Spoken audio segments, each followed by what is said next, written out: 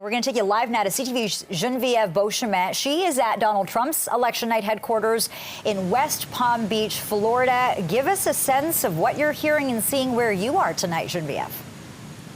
Well, I'm near the headquarters, and I'm telling you that it has been quite a day around that headquarters. A lot of activity all day. Police officer after police officer swarming the area. Really, so many people there. A lot of supporters also just walking around with placards trying to support the former president, saying that they're ready to celebrate a historic comeback.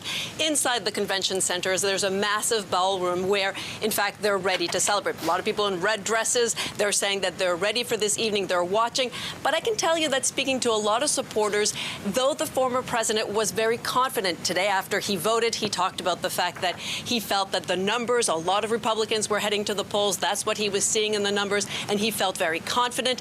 A lot of supporters say, oh, well, you know, it's as uncertain as the, Florida weather has been today with rain on and off. So that's certainly what a lot of supporters have been saying to us near the convention center. Yeah, absolutely. We know that we're keeping a very close eye on particular states, especially Georgia and North Carolina. There's no doubt that Trump's campaign is keeping a very close eye on that as well.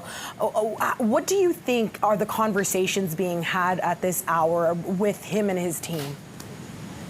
Well, certainly a lot of questions as to just how he closed this particular campaign. That's a lot of the chatter now, because indeed you're talking about those states. It's so close in some areas that it was really playing within the margins there. And they were hoping that they would get through. You talked about the fact with Joy about the women voters and the men voters, but they were hoping that he would really galvanize the troops to go out to vote. And that has been the message over the past few days. Get out there.